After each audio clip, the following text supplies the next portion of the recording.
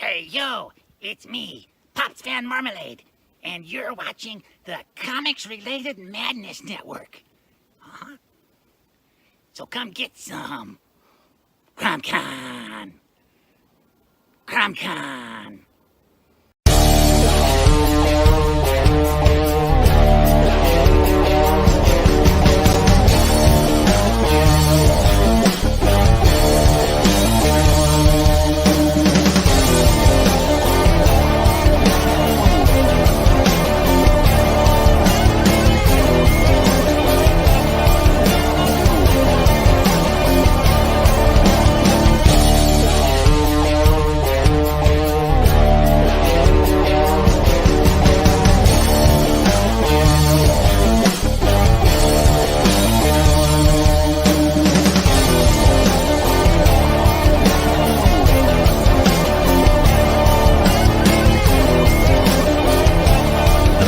Entertainment Group presents the Madness Comic Network with original programming and additional comic-related content. Hey, we want to shout out to our sponsors, Daytona Beach Comic Con. If you are a fan of comic books, if you're a fan of comic book conventions, and if you like meeting comic book creators and getting comics and comic-related stuff, then you need to make your plans to attend Daytona Beach Comic Con. This year's show is September 7th and 8th. Silverline will be there, so you should make your plans to be there too. We'll see you there. If you like comics and find yourself in the Orlando, Florida area, doesn't everyone come to Orlando at some point in time to see the House of Mouse? But when you're here, you need to make it a point to visit Coliseum of Comics, especially the one on East Colonial Drive. They carry Silverline Comics, even a limited edition Coliseum of Comics version of our comics. So, when you go, be sure to ask for Silverline Comics and tell them we sent you. OCD stands for Orlando Collector Deviants. OCD, Steve and Trish, they're a family of geeks who promote geek things, particularly those around the Orlando, Florida area. They're big supporters of Silverline, and we think you should be supporters of theirs too. Go give them some love. If you are an independent comic book maker and you need to get your independent comics made, you need to look no further than Kablam Digital Printing. They print our books, and they do a bang-up job. They're not only trusted by Silverline, but many, many independent comic book makers. Head on over to kablam.com and see for yourself just how easy it is to have your comic printed by them. And tell them Silverline sent you. Hi, this is Tim TK, host of That Silverline Show on Tuesday. Join us at 11 p.m. Eastern, 8 p.m. Pacific every Tuesday night as we discuss pop culture and the joys of making comics. Hi, I'm Barb Kilber, co-host of Silverline's Wednesday Wham. Join us each Wednesday nights as we discuss comics, literature, movies, and anything else that may catch our attention. I'm Roland Mann, and I host Silverline's Silver Sunday. Join me every Sunday at 8 p.m. Eastern as we make mine Silverline.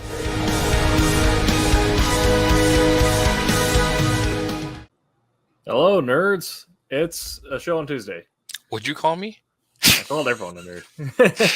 But me most of all. I'll call everyone nerds, but man, you. Yeah, we make comics and we have a show about comics, so I feel like you hit the bill. I don't think that's very nerdy. What are you talking about, man? Right. All right. But speaking about that show about making comics, today we're going to be talking about the best ways to sell comics. Primarily as independent creators.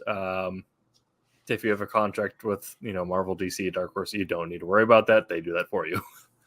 Yeah. But for us, oftentimes we have to find ways to fend for ourselves and find our own venues, or Silverline does offer its own online storefront, but then we have to do the rest of the legwork for everything else. So we'll be getting into some, things that we found work, things we find don't work, and all that fun stuff. But before we get into that, this is That Show on Tuesday. This is the West Coast timeline relaxed version of Silverline podcast. Isn't that like the best coast? Isn't West Coast the best coast? Exactly. Yeah. West Coast, West Coast. Yeah. We have That's my phone. I will turn it down. That's all right. I just saw I thought someone was responding to your call for more guests, and that's just Vicky sharing art pages. Oh, Yep. But yeah. yeah, I'm your host, Tim TK. I'm writer of Wolf Hunter and the blog guy over at Silverline. And I'm joined by Aaron Humphreys. The guy who pencils the obsoletes. The upcoming. Well, I think the first issue should be going out soon. Yeah. So we just finished the superhero Kickstarter, and then the sci-fi one was one beforehand. I haven't got my excuse me, I haven't got mine yet, but I think they're shipping any minute. Yeah, should be. That is the issue with being on those coasts, is that our shipping is a bit delayed for you getting our comp copies. I end up getting all my Wolf Hunter copies like a week after everyone I knew who ordered it did. Yeah, I see people online like, "Hey, I got my." It's like, I don't have anything. Right? Yeah. But yeah, we'll be getting into also the benefits of selling through the Kickstarter. So obviously we are independent comic creators. We have made one and or more independent comics, and we've had to handle the marketing and selling of that mostly on our own. So I'll kind of open up with you, Aaron, and let's kind of treat this as kind of a free-form discussion. Yeah, but since everyone else abandoned us, but that's okay, guys. I mean, I know that they're like tired or something. I don't know. That couldn't be me. Cushy marketing job, working 5-hour days, half from home. Really? Yes. Uh-huh. It's great. Okay, I like that. Yeah, it's like, I've reached the creative end of corporate America, and I understand now why everyone hates the marketing departments. Oh, really? Yeah, I get it now. No one thinks we do anything. We generate all your leads, but no one thinks we do anything. That's true. That's true. With that marketing, I mean, I would love to have my own marketing department. Besides my cat, who doesn't really do anything. Yes. He's not earning his money or his kibble, I guess, or that's dog food, right? Yeah. Cats notoriously slow in lead generation. Yeah. Although there are some people who are their entire aesthetic is just cat person, and I guess if you can work on Instagram, that's something. People But made entire fortunes off cat videos. Absolutely. So probably the thing that people, Absolute is on its way out. But people probably most know you for Godlings. Yeah. Which was a project that took you 6 years. 6 years? Yeah. So it's all done. Yeah. So selling that, what was your primary? Let's start with the big differences, online or physical.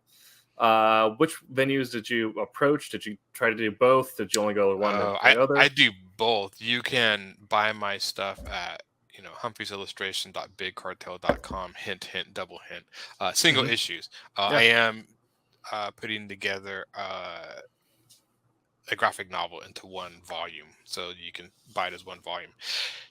I have it online, but online is notoriously hard to sell. But man, you get me in front of like a convention or a store signing, and I can move some product. Yeah, So physically, it definitely seems to move better for you. Yeah, it certainly helps when you tackle the customers down and force it into their hand. That seems to be the primary selling technique that I found works the best. Mm-hmm. So even though they cry a little bit after I do that, they'll get over it. They got a comic book and a scrape knee, but they're okay. Yeah. And they're giving you some value for the pain. That's right. Yes. Value for the pain. Yeah. So, in your online storefront, though, it doesn't. I even said it doesn't move as much. Do you sell only like print on demand, or do you also do like digital copies? Or I do. I actually have ordered a bunch of stock in, so all the comics I sell, I have copies of, and so I just watch my stock, and then you can buy them. So, and then I sign them all and stuff too. I don't do print on demand. I think when I run out of stock, I might keep the single issues. I'm to the point where the book was supposed to be made in one book, and I have another comic book that I'm working on right now. And that will be, each single issue will be its own storyline, so you can pick up any issue out of order and just it's kind of heavily inspired by like Usagi Yojimbo and like Conan, this wandering warrior. But Gollings, once I think I run out of the stock of the single issues, I don't think I'll reprint them because it was meant to be one book. And so I won't reprint the covers either. That way, so people buy the single issues. It's like, oh, I got the covers. I got something different. It's some art. You get a little bit of collectibility to it. Yeah, collectibility to it. Yeah. So, but yeah, it's funny. I'd be curious to know your take on online, because online selling, I think the hardest part is you can post and sell online, but to get people to stop and click and go through the process of purchasing can be hard. I think some people will go like through Facebook or like Instagram and take mental notes. Oh, that looked cool. I'll come back to that. And then they get distracted with something else. I think strangely enough, the amount of stuff on the internet is the sole reason why some people don't buy, because I think it distracts you. There's so much stuff that I think it distracts you a little bit from not. So, where did Brian? So best way to sell comics, social media, utilize all the tools at your disposal, plain and simple. Yeah.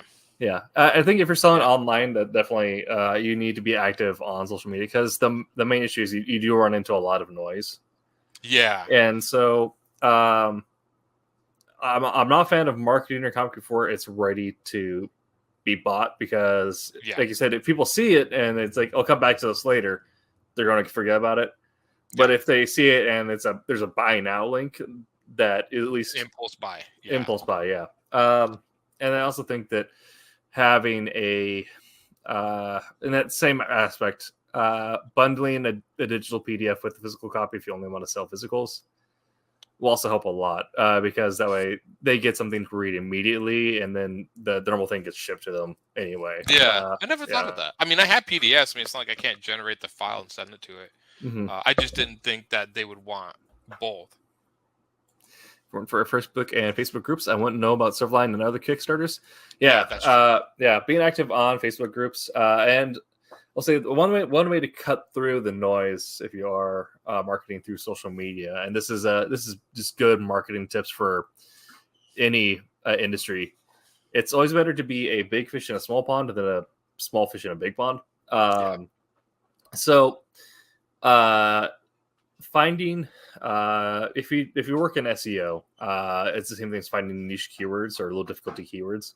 Mm-hmm. But you find groups that have decent traffic. So if you like, set a threshold for however many you want to do. Like find groups that have or subreddits or Twitter lists that have 200-300 people on it, what have you, and then start blasting your content there. Because you're far more likely to just get eyes on it, and then as you end up feeding that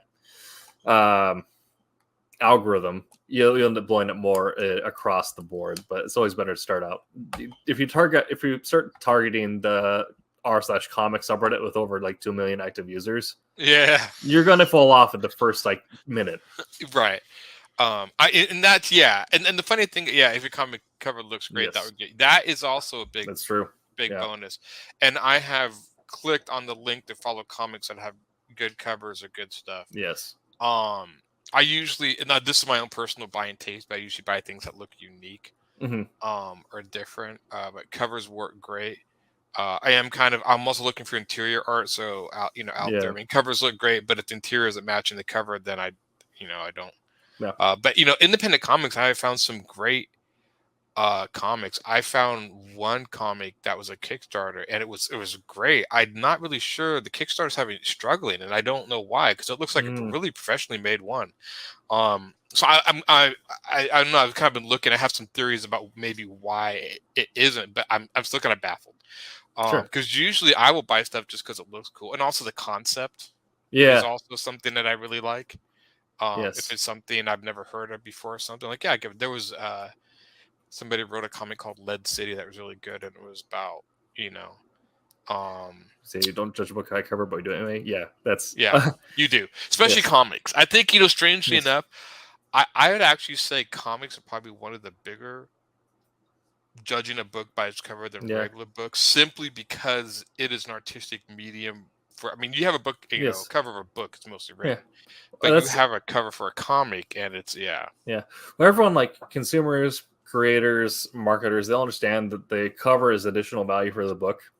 This is a notoriously bad cover, in my opinion.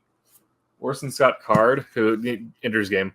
It has a fantasy series. First book is called Pathfinder. Yeah, is that like a dagger? Or it's a dagger on blue thing. It makes sense when you get into it, but it's the most generic cover you could possibly have for a fantasy book. Yeah. Some people only pick that because of the card, but well, I think they always do such. But everyone bad. Go. Sorry, but marketers and traditional publishing, the cover isn't really considered value. You do like want it to be eye popping. That's getting some fun things like Joe Abercrombie's First Law type stuff, where they actually give you some like personality in it. But we're comics, it's the covers are understood to be additional value, so that's why I have flexible covers. That's why I have alternates and everything like that. Yeah, I will say that. It's funny. I do know some people who collect books that will collect, but it's hardback books, but they will collect certain covers. Well, which one is that? The Marnie's Calgar from Warhammer.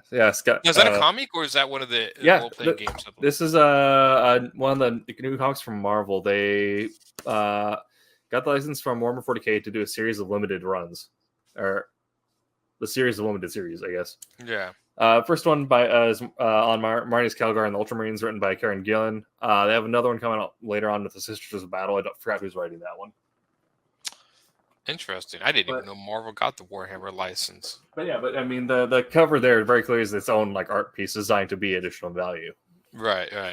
I mean, and there's also, some of my favorite covers that really made me pick up a book was like Elektra. A lot of Elektra covers. Elektra Lives Again. Bill Sienkiewicz, who did the classic Elektra Assassin cover, which has been copied so many times. Yes. I do think there is something for simplicity of a cover. Depends on the material inside. Yeah. But I do think a lot of the Sin City covers were very classic. Yes. Looking. So yeah. Definitely. It looks like Ryan said if you look at, let me see here. Jeffrey Hayes of I think we both clicked out at the same time. Go ahead. Jeffrey Hayes of Plasma Fire Graphics. His covers are the best for books. Actually, I'm familiar, so I'll have to do some research on that after the show. Yeah. But covers, especially with the way we'll stay on social media and online for a little bit for like physical retail, since I think it's everyone who works in independence usually agrees that physical is usually the best way to get movement. But but if you're selling online, you do need to find a way to convert your cover to a good cropped image, like 500 by 500 pixels or whatever, because that's the only way it's going to show up in social media. No one reads text posts anymore. But having if you can find a way to turn your cover into good PNG because it has the best quality and loses a lot less to the social media compression, that'll at least get more clicks as opposed to just a straight text post. Yeah. So I have I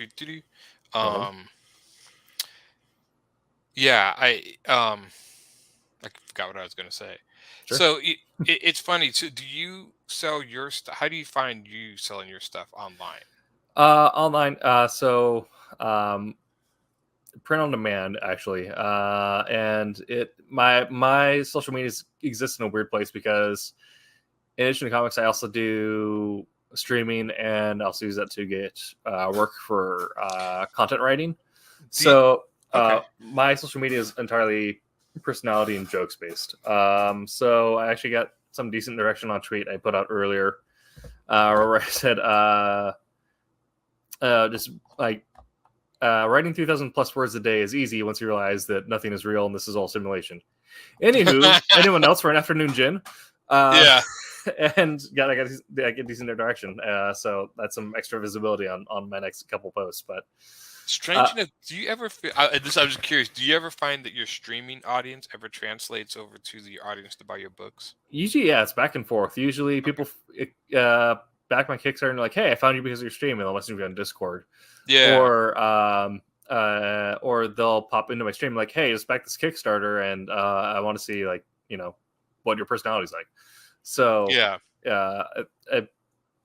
in an age of like social media and the cult of personality, being able to play into a cult of personality.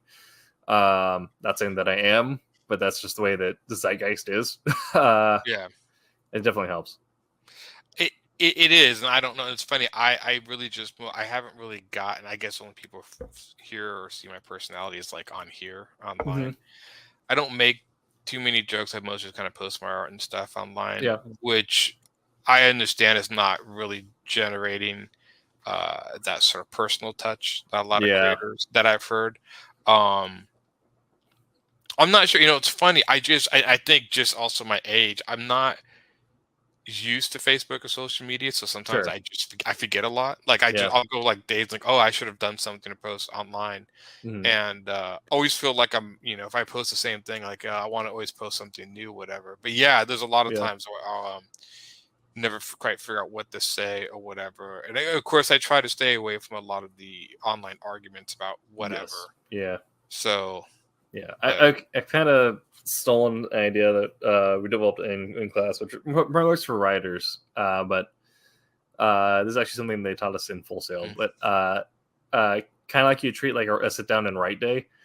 Do treat one of those writing sessions as just writing quips or whatever for Twitter, and then you can just like sequence them to come out like at certain points. Oh, really? Have you done that? Does it seem to work?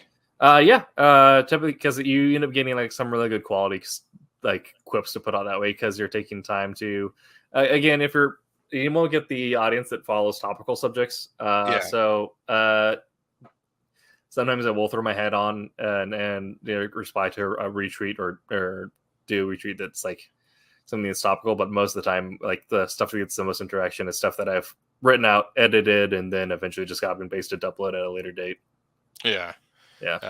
I should probably do. I just always feel like since I'm an artist primarily that people don't want to see my art, so I just want to post new art and stuff. And I notice a lot of artists slow down. It's weird. I know people who are more into the publishing, like are better at social media. Artists are always like, I want to put something new and stuff. I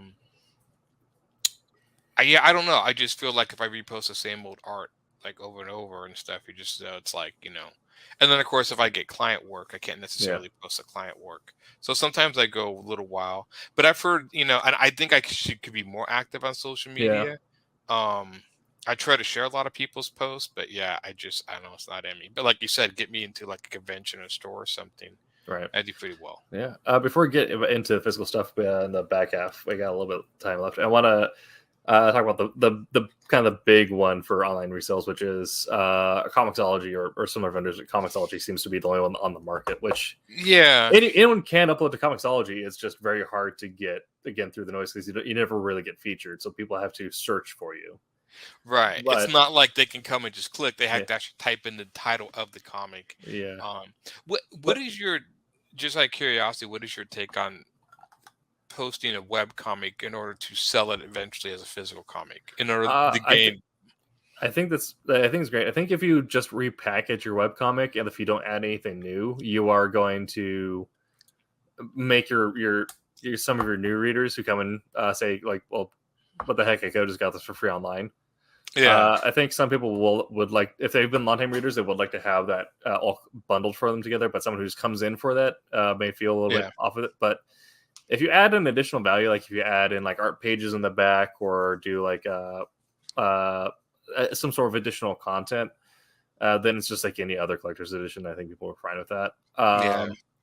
But my thing actually for either like a webcomic or also for price setting on Comixology, which is the classic drug dealer's mentality. First one's free, right? Then you got to pay. Not in the funny, I thought about even when I posted on my webcomic, my friend was like, you should post on there and then it could, generate leads. Now I only post on a Webtoons and I understand that. I did not format it for phones or whatever. I didn't really feel like I was worth the effort to go back and tear it apart, the restructure for phones, which, that's on me. But I do feel strange enough, do you still, and I almost get a sense this way too, and I'd be curious if anyone listening there thinks this way too.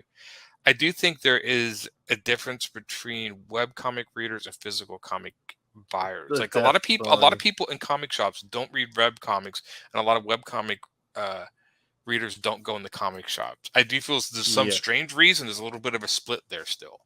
I definitely think I think it's the same thing like why manga and comic readers are still a little split, not so much in recent years, but I think it's kind of the same thing where it's different types of storytelling that don't really cross-pollinate yet.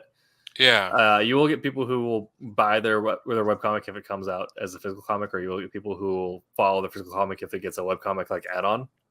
Yeah. But they usually don't. Usually stories are widely because a lot of webcomics are going to be in some way slice of life or almost written like a digest where it's smaller chunks, whereas your traditional comics are still 22 pages, still a shorter medium, but they don't really go much shorter than that unless it is like a free comic book day flip book or what have you. Yeah, and there's not really even much of Western comics on most web comics or anime or manga in some capacity. Yeah, or like even just Western creators doing it in manga style. Yeah.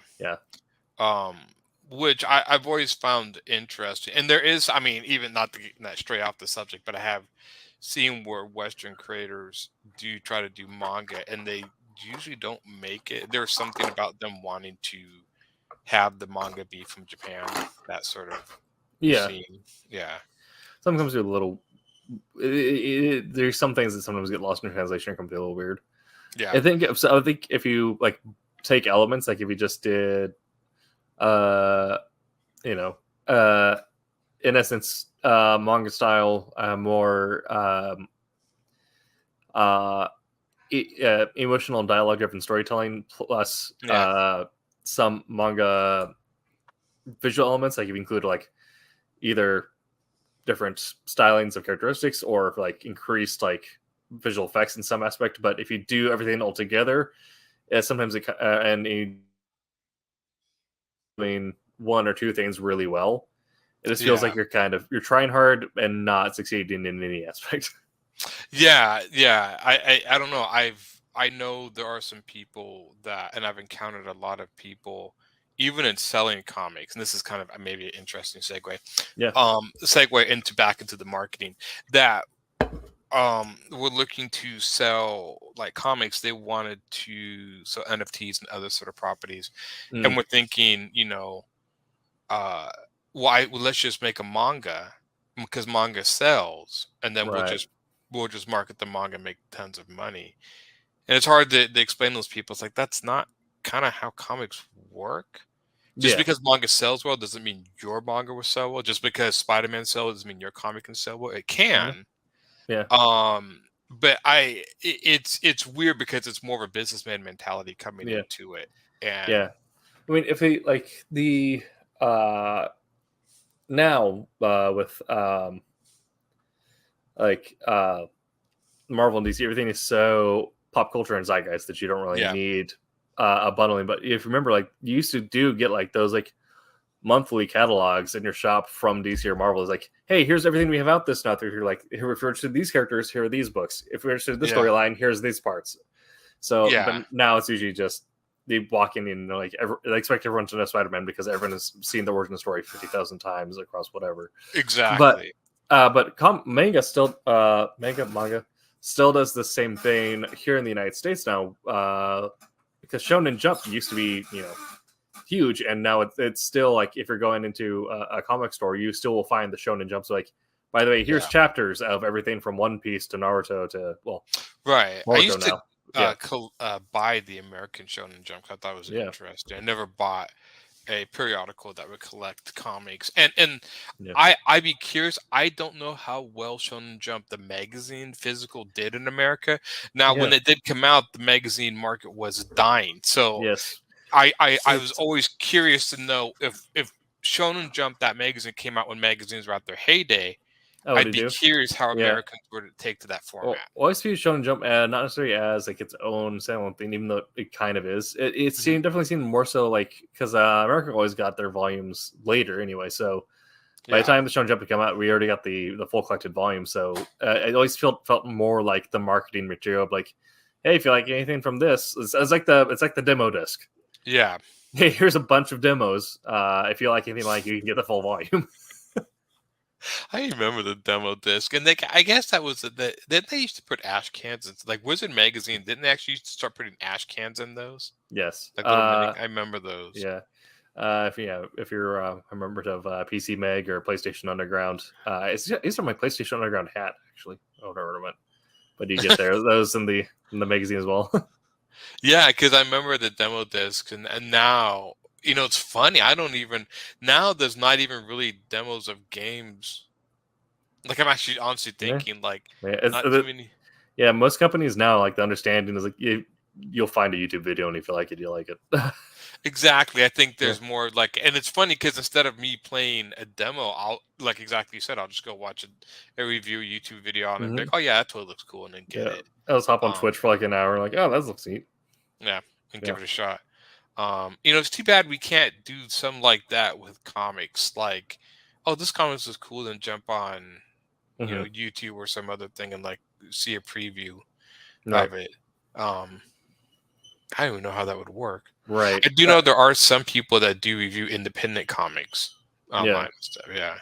I know for traditional novels and stuff like that, you might do like a reading or something, and then like you'd read a chapter, and then you might upload that as a YouTube video, that reading, or have it be professionally read. But yeah, for comics, you'd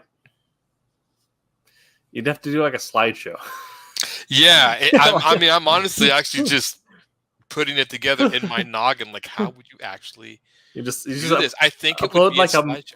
You just upload a PowerPoint of like the first three or four pages. There was a guy who recently did something about a barbarian with an axe, and I saw his YouTube video. I don't remember the name of the comic, but I remember the YouTube video being well done. He made it almost like a trailer for it to make you want to buy the comic. Now, of course, like my friend and me always said, well, you can put up a YouTube video, but who's going to watch it? That was always his thing to me. So it's kind of like, oh, yeah, I know. Because you can't get traffic in there and stuff. So, yeah, definitely. We'll hop over into physical now. And like I mentioned earlier, physical, if you're an independent creator, definitely seems to be the way to go if you just want to get sales. And also, usually that I find that person-to-person interaction also ends up creating a bit more rapport with the customers, so they're more likely to come back to you. Yeah. That's the that's the hardest thing is repeat customers. I even wondered that at comic conventions because there are a few people that bought my comic over the years. Now I'm coming back to a convention in September where the comic is complete, and I wonder how many people are going to stop by and pick up and finish the series. I don't know. Right. But yeah, repeat customers. Yeah, I do know Goblins was a hard sell because of how big it was. It was 12 volumes. Yeah. I think it's much easier to sell a comic if it's just like a one-off comic or right. I've bought in those. And like those. I know sometimes series, because once they see the amount of issues, like, oh, that's an investment. One comic is not an investment, No. So yeah, I mean, what do you prefer when you buy comics? I mean, do you have a limit? Like, if you're walking around the convention and somebody's like, oh, it's like 12 issues, you're like, no, unless you really like it. I mean, is there unless a limit? I really like it, yeah. Actually, I'm gonna lie. If I'm in a convention, before I go to any other comic booths, I go straight to the Gundam booth, and whatever I've left after the Gundam booth is. It's my comic budget, but usually I will always opt for the single issue just because I don't know if I'm gonna like it or not. Yeah. But if it's from a writer artist that I know or I'm friends with, I'll get their biggest thing. Or if it's someone I like, then I'll get the biggest things because I like their stuff. So or if it's something's been recommended, like if Donny Katz was like, say like, hey, I just saw this guy at a booth or whatever, I'd be like, okay, whatever that is, I'm picking that up. But usually if it's just like something I've never heard of before, don't know what the team is, I'm probably going to buy like, okay, issue 1, whatever that is, and then if I like it, I'll come back tomorrow. Do you have a threshold for like if somebody says, "Hey, I got a comic for $5," if it looks remotely interesting at the time, is $5 too expensive, or is that like, oh yeah, $5? That's about fine, yeah. Comic convention is weird because I don't know if comics ever feel like a good value at anything more than $5, just being 22 pages. Yeah, but $5, as long as it's like not going 8 or higher, that's when you should go for a single issue. No, so what? Just out of kick, because I've talked about this before in Kickstarter. When somebody sells a comic for $10, just a single issue for $10, what is your take on that? I know that's the idea of also supporting them too. Yeah, you're getting the comic and supporting them. Yeah, so for getting the comic and supporting them, like you're helping them, reach their cover their production. But that's why like what we do, like bare minimum from us, you get our PDF. If you get the physical, you get that and the PDF usually. Yeah, and plus some other stuff. So always trying to find a way that even if it's like at no additional cost really to the creator, it adds additional value to the consumer. It's like how was the other one is backed? I'll have to wait for it to get in the mail.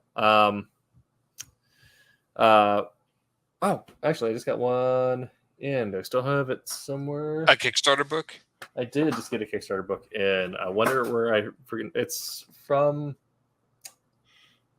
I put it somewhere. I could go hunt for it, but we're on a show, so I won't. It just leave me just sitting here. Right. Aaron, talk to yourself. Aaron, bam. Yeah. It's not there. No, that's my birth certificate. Okay. I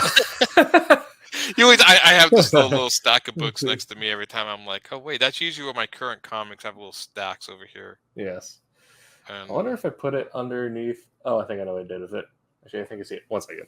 I get one that was a barbarian lady one. I like barbarians, and my new comic is barbarian based, so I wanted to check it out.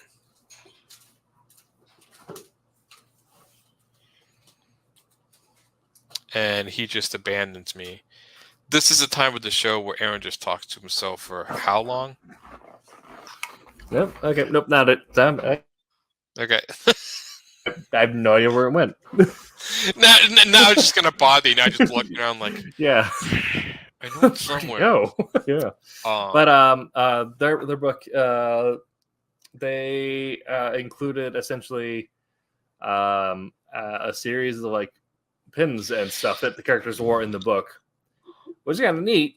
But depending on availability, that's like maybe $1 or so. Extra, source. You mean? Yeah, for the creator to create, but you can charge but charging a little bit extra, like as the consumer, like that's just normal markup, so it feels like a good value. Yeah. Oh yeah, definitely. I mean, I've created stuff. I mean, I've always I try to give value. There's been some stuff like in Kickstarter. The one thing, and I've heard this before, so I'd be curious to look into. A lot of people they do 11 by 7. They don't do a lot of 11 by 17 pinups because I think of the packet, the envelope is different. So most people try to keep it within the same sort of range of like paper and stuff. But I always thought if somebody gave like posters or prints away with their comic of that, I would totally be into that. And I think they used to, but they haven't anymore. The stuff that does invigorate me as a consumer, even regardless of Kickstarters or even at a boost, is like bookmarks. I don't know why. Like even a sticker's fun or whatever, but bookmarks never really. Because I guess I just never. Depends on the quality. I mean, how many people use? Well, how many people use bookmarks in comics? Not a whole lot, but I know one of the things that actually got requested for the most from Wolf Hunter was the bookmark. Even got people who like couldn't back in times and like, can I get a copy of the bookmark? Because they want to use it for their novels, but they just liked. And I mean, don't blame them. I did write Peter Clinton's art on the cover that was used for that. And right, goddamn Brits. I know, but they really liked. They just liked the design of it. And like, I want to use this for my other reading, so. Interesting, because I guess I always feel like I wanted something like hang on my wall or something. I'm always curious. I know people do buttons, because I have gotten some Kickstarters where they give a whole bunch of extra stuff, and unfortunately, I mean, I hate to be the bearer of bad news, but a lot of it gets tossed because I just don't have. But I mean, there's lots of other people. If, like, say somebody has a backpack or clothes, they can give buttons and whatnot, and I think that totally works. Yeah, buttons, pins, anything that like you can easily throw onto something that doesn't take up space. Lanyards are always fun if you can get a good lanyard design. Sometimes you get there's some really like things where like they clearly did not scale it to the lanyard. But if you're doing additional like physical add-ons that you can get made cheaply, you need to have a way that collectors will always find a way to put it, but everyone else can have a way to have it in a way that does not get in their way and they feel like they need to toss it to remove clutter. Right. I think that's the thing is like if you get a lot of stuff where like I've actually cleaned up my room and there's lots of stuff and stickers I've got like I don't know what this is. But I've always been one to mostly just collect comics. I've never I've never been a big fan of like add-ons. I'm like, just give me the book so I can read it. But that's just personally me. I know a lot of people really do like add-on extra stuff. That really mattered to me. Yeah, I mean, I very clearly care about some add-ons if it's personal to me. That I have a stack here, a collection of Rockstar cans featuring different. Isn't that Halo? That's Halo, yeah. We got a bunch of independent artists to do Master Chief designs, so I collected those. But for everything else, like I wouldn't do it for like, really anything else. So that's getting tossed. But if it was, something that makes it more personal, more relatable, that might also get away to stick on. So like the things that are related to the comic, or if you're a writer or whatever, and you are very witty and quippy. Something I've seen done is do a series of handwritten roasts for all of your backers. So when they also get a card that's just the writer roasting them. I remember hearing that what was it? Keanu Reeves got a signature autograph of George Carlin, and he basically said the F word, F you, George Carlin. I'm like, oh, how nice. And so I mean, it's just like the kind of something like roasting or whatever. I never thought that's kind of funny. But it's like the whole thing, or as a reader, like no one else is going to do that. I'm not going to get somewhere else. Like that's just a cool thing to have. Yeah, sometimes I know this at conventions. Just like curious at conventions, what did you take on people doing quick sketches and books? If you're an artist, being a writer, no one will see my sketches. But I mean, you have like typically you have like a full blank like front cover. Like it's like now usually. Your printer is not going to do that. You're going to have like your pages are going to be like your page 1 is going to be like into your right. You don't really have anything on the interior left anymore. Yeah. But if you have like blank pages, absolutely do something on there to make it neat. Yeah, because I've had some people that do like quick sketches and stuff, and some of them are fun, and some of them are like not good. Even the artists like I mean, and you can tell that they've done this sketch a bajillion times. Yeah. The one that I always find fun, but actually like because it's so quick and fast, is Usagi Yojimbo by Stan Sakai. He does it so fast, but I have like 1 or 2 things signed by him, and he always does. He has like a little, almost like little rabbit emoji that he's done of the rabbit that he does it really quick and then signs it. That's cool. He's got it down pat. Yeah. I know when I get stuff signed by Jeff Darrow, because I've had Hardboiled. I think I had Hardboiled and then the old Hardboiled Meg individual comics. I think I got something else signed by him, but he would draw dinosaurs in there because he liked drawing dinosaurs. Yeah. I mean, it wasn't even like I didn't even ask him to draw a dinosaur. He's like dinosaur, and then sign it and give it to me, almost like he's just doodling your book just for fun, and then gives it to you, no requests. That's pretty cool. Yeah. Like that. Unfortunately, if you're a writer at a convention, you like you probably want to find either you're throwing stuff at people or you're trying to like source just fun additional things to give away with your book, because you're not really like unless you can also doodle, but like or you have a really weird signature, but It's. I mean, I've seen people who sell books, novels at conventions, and some of them do well. Yeah. The last time I did Rose City Comic Con, I was with Mad Cave, and R.I.P. And we were there, and to the directly next to us was a self-published fantasy author, and it was very generic fare. Yeah, it's just horny barbarians and druids. Sold. It's like I've read this by 15 other people, and at least 3 of them are better than you.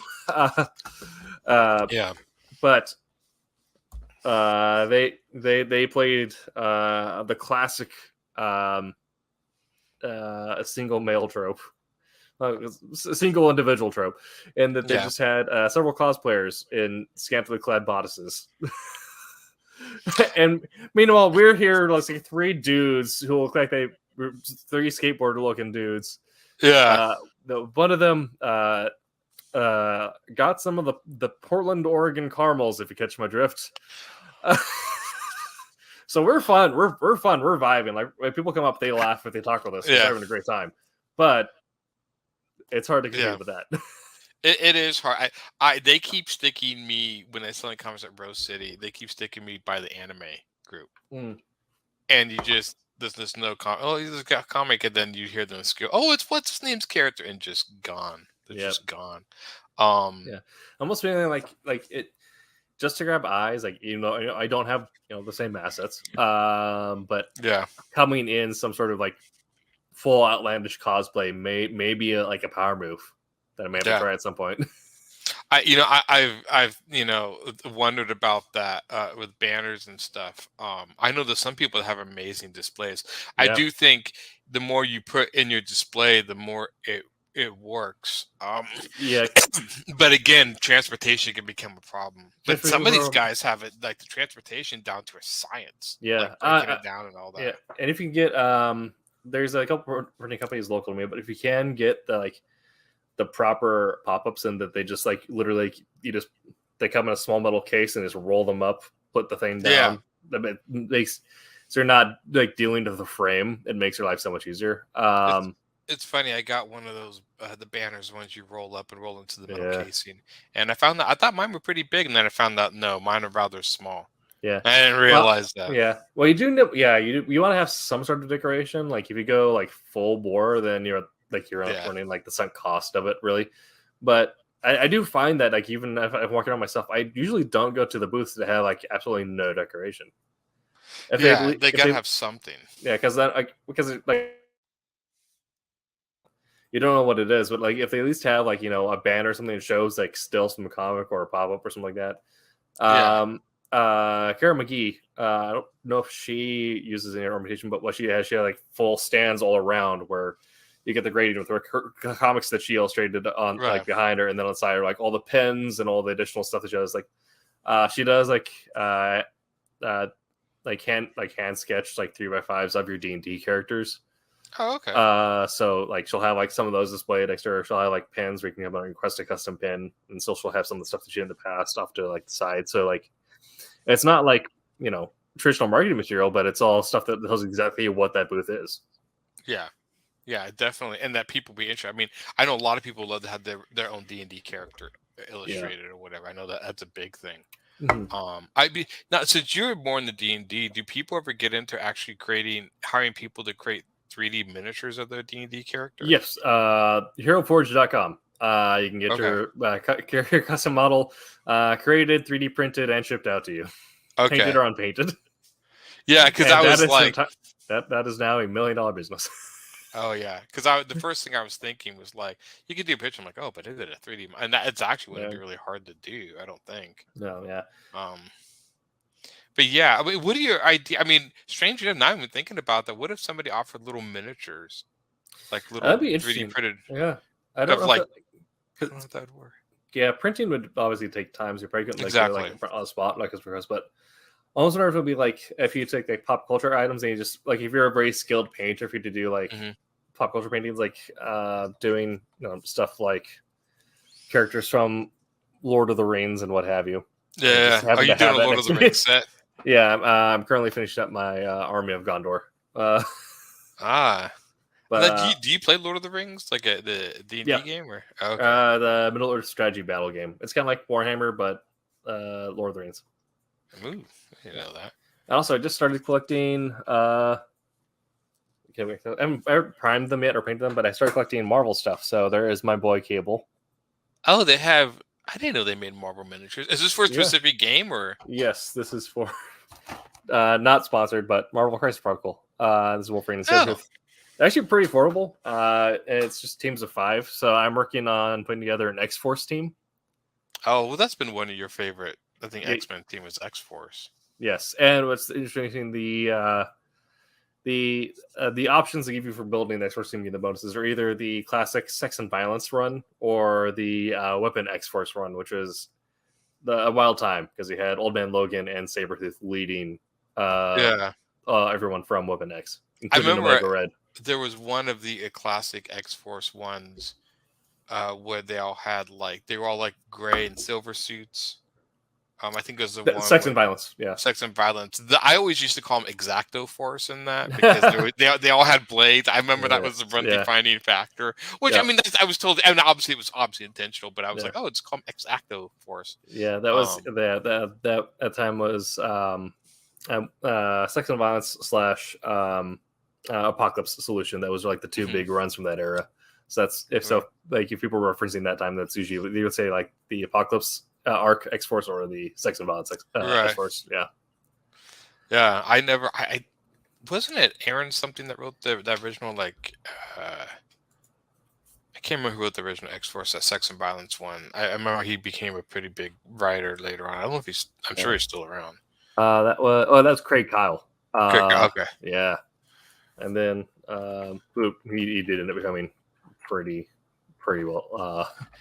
Strangely enough, did you want to talk about all the crazy stuff that's coming out of San Diego Comic-Con? And Apocalypse Solution was Recommender. Recommend. Oh, okay. Yeah. It's. I knew we were going to get Kang as big bad, so I'm interested to see an Avengers Kang movie because I imagine they can get very silly with time stuff with it, and I hope they get extremely silly with it.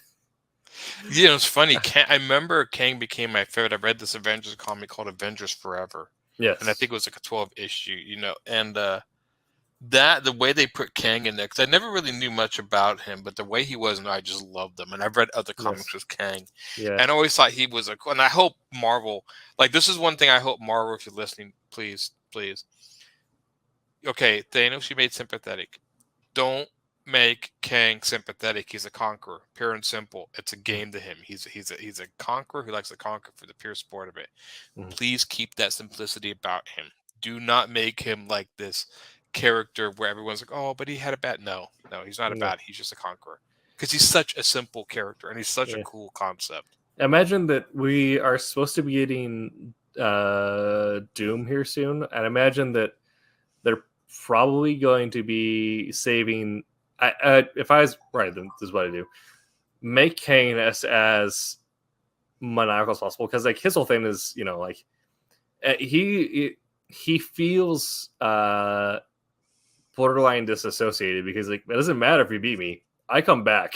That's what I liked about it, and there was a sport to it. I mean, I've read a few stories where the Avengers beat him, and he's like, touche, he'll accept his defeat and then come back. It's a game to him, and that's what I love about him. It's just for the pure sport of conquering. Just can he do it? I think what they play it as much as possible, and then save the sympathy for Doom and potentially Magneto, since now we have mutants in the MCU confirmed, and we know they're coming in soon.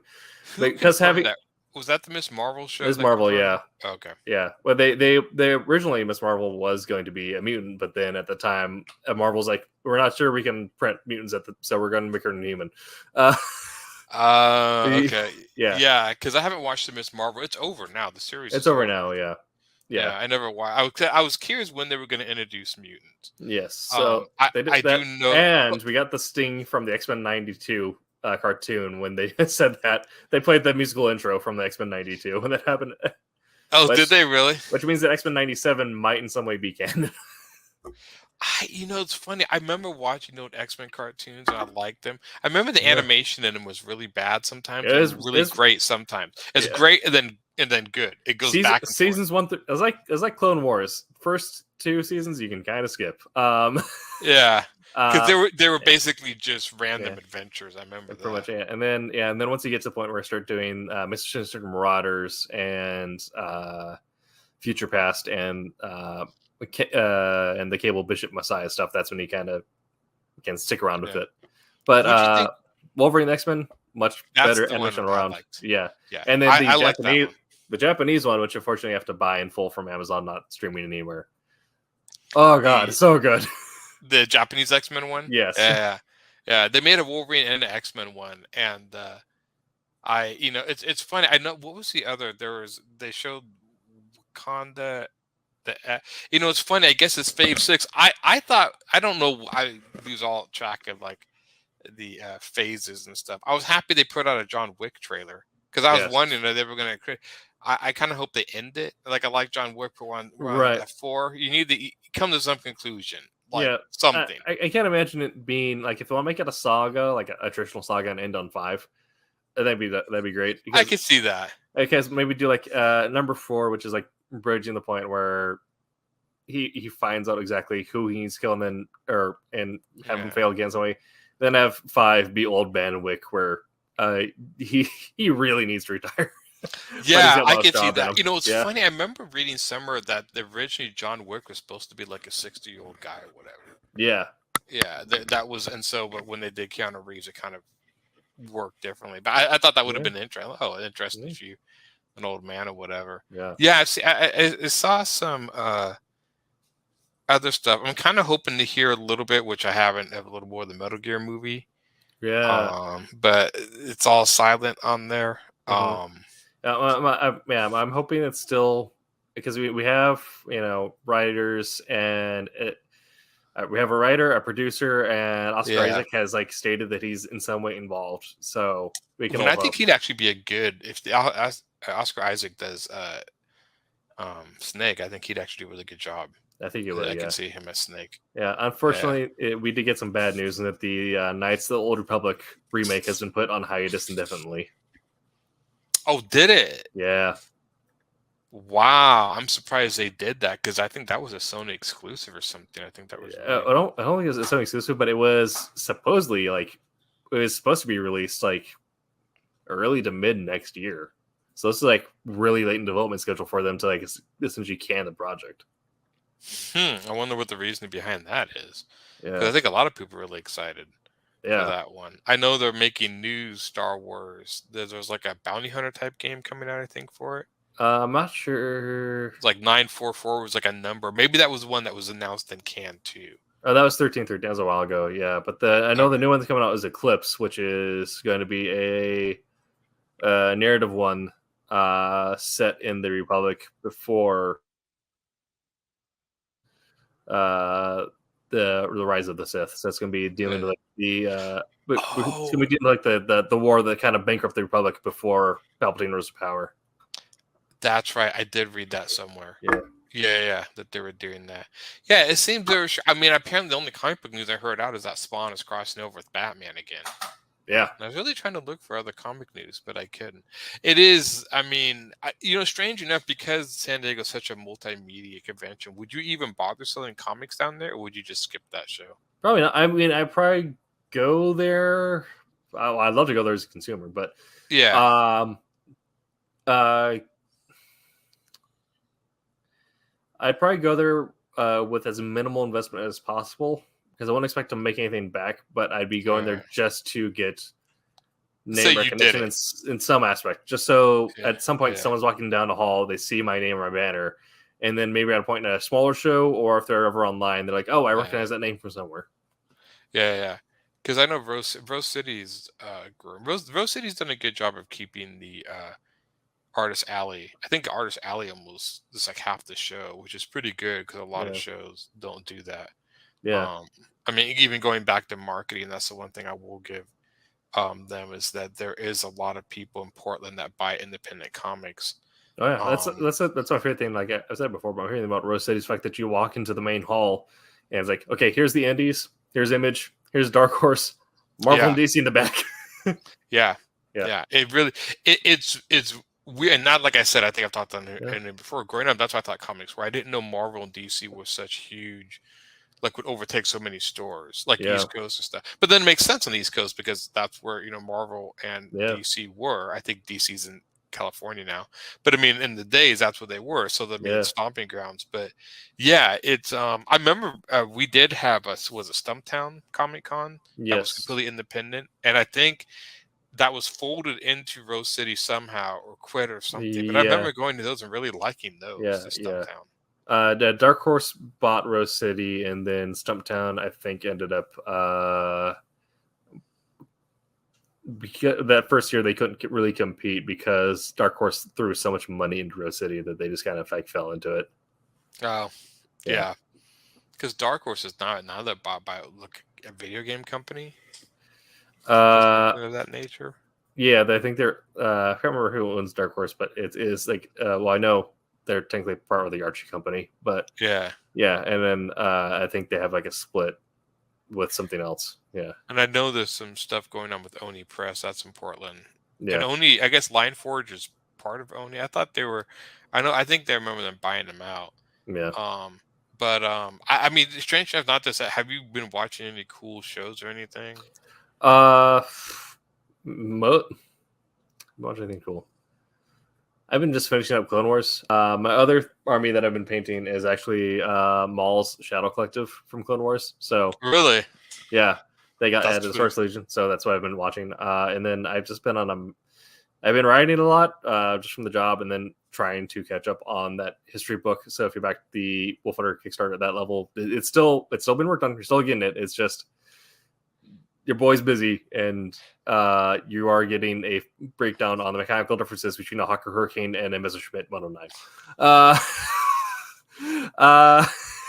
Yeah, you can intense. Yeah, because I mean, like, but that, and I've just been on when I get time, I've just been on a No Man's Sky kick. How is that? Because I've much better than Launch. Because I've heard it's built like leaps and bounds. I personally don't have the time investment to invest in something that big, but it always did look cool. Yeah, if you just want a cozy game to like pop in for an hour, you could just start a game in creative mode and go through the storyline like that. But it is the most in-depth space game on the market right now, I can say. Having played Elite and Star Citizen, I'm 95% certain this is a scam now. It's been coming and coming and coming, and I think somebody finally said it's like Skyrim in space. I'm like, okay. Yeah, no. They're gonna get Elite Dangerous from Bethesda later this year, which I'm interested in. That might be something or not. What's it? Yeah. Did I say Elite Dangerous? No, it's Bethesda's space game. I forgot the name of it. Elite Dangerous is fun if you like. It has some stuff that needs polishing. It's fun. It's a full experience, but actually be able to manage your own city, your own personal base and residence, and your own spaceship fleet, both in ship, out of ship, on the bridge of your ship. Now you can do that all in No Man's Sky. They got around a lot, and 255 galaxies were around 14 billion star systems each. So you have a lot to see. You have a lot to see. Open regenerated. Servers are done through sharding, and the game itself uses lazy loading, so it runs really well, surprisingly. That does mean you do have to deal with some pop-ins every now and then. Yeah. But there is something about the experience of, working on building halls in your house, going over to your city, making sure that they're working on something, flying up into space, landing on your capital ship, managing your fleet, and then jumping your capital ship to another star system to then start exploring and building something else there. You can get lost in that for hours. Yes. Speaking of games, did you play that new Ninja Turtles game that came out, The Shredder's Revenge? Oh, I have not. I've been wanting to. It's on Game Pass, so I have to download it. I've been watching them play it on XPlay, and they did like 3 days on it, 3 weeks on it. And Yeah, because I think good. me and my friend got through most of it, but it was super fun. Because you wonder in beat ups, but the thing is now they're actually like you have so many lives per level. So you can't put in quarters. Because I was like, the thing that originally made beat ups kind of fun, but then kind of boring is like you would do quarters and go through it all. But once you put them on the home console, you can just continue as much as you want. It takes all challenge out of it. So now and I think the same company who made the Streets of Rage 4, Right. that did that. Yeah, it kind of hoping. I would love it. I saw, it's funny. I saw a poster for Ninja Turtles movie online, but I can't tell if it's real or fake. But I know there's a new Ninja Turtles movie coming out. Yeah. Um, I'm interested. I'm hoping not necessarily in the direction of Michael Bay. No, it looked no, yeah, it looked the opposite of that. He tried. Yeah. I mean, they were well put together movies. They were just Michael Bay is just like the epitome of excess of everything. Yeah, it didn't have to look like the old like live action movies from like the 90s. They weren't as well put together, but they just had something about their spirit. Like there's just a lot of heart to them. Yeah, the original one is still classic. I mean, the original Ninja Turtle movie is still, and it was so heavily based on the original comic. There's a lot of stuff in that was based on the original comic that was worth it. Yeah, definitely. But yeah, that's been an hour, and we've talked about how we found the best way to sell comics. Kind of your takeaway there. In person, if you're selling online, either find a gimmick or have a strong personality. Yeah. Sometimes you could be funny. You just got to be funny to sell your stuff, right? Yeah, exactly. But you just got to find a way to dominate the pond that you're in.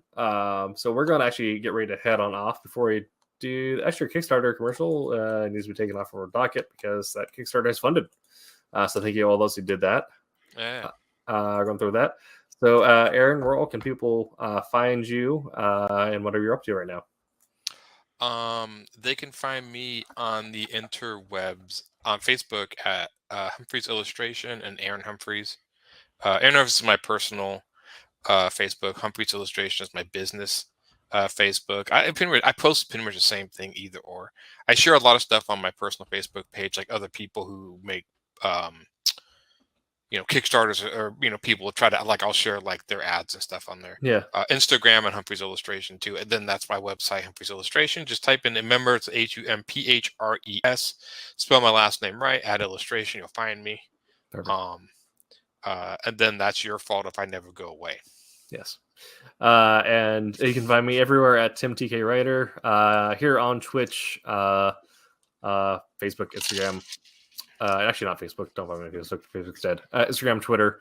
You can find me on YouTube also at Tabletop Collective, where we play tabletop board games. And I have a video coming up soon where I play my Men of Gondor against the orcs of, or is it? Yeah, no, it's the against a wandering band of orcs. Is it pre-recorded or is it something you're? It's pre-recorded. So we filmed it this last weekend. It's currently being edited. It was a fun game. No spoilers, but it was an absolute sobber knocker. That I did in the last turn. Yeah. That's cool. I thought you stream more than I thought you just stream video games. So you stream I stream board games? I stream video games and painting, and then the YouTube channel is its own entity that is all tabletop board gaming. Oh, okay. Well, I didn't know that. I thought you just did video games. You're still doing Destiny? Still doing Destiny. I need to hop on and do more of the season as well as the summer events. I might be doing that tomorrow on Twitch, or I might be I also started on my No Man's Sky kick. I have started a new base on a tropical planet that I'm developing a mech hainer for and doing all that fun stuff. So I might be doing base creation stuff on No Man's Sky. I actually hopefully maybe tonight finish up Horizon Zero Dawn, the original one. Nice. I plan to do it again too because I got the second one. Yeah. And then I've been playing through the Gears of War series. I think I'm on Gears of War Judgment because I played like the first one or second and I never played them. So I've been playing those on the Xbox. Sure. Played all of Halo. Didn't play Halo Infinite yet. it's on there. You just download it. And, that's it. But had off with the campaign. Multiplayer is still making me sad. That's too bad. I know they kind of split it. I'd be curious. The Halo one, it looked good. I got so many games to play, and they keep coming out, and they need to stop doing that. There's so much content out that it's hard to be a nerd. It is. Like my friend keeps, you should play Elden Ring. I'm like, I got around to it when it gets on. Oh god, yeah, because I played all the Dark Souls type games, but I saw Elden Rings, and I'm like,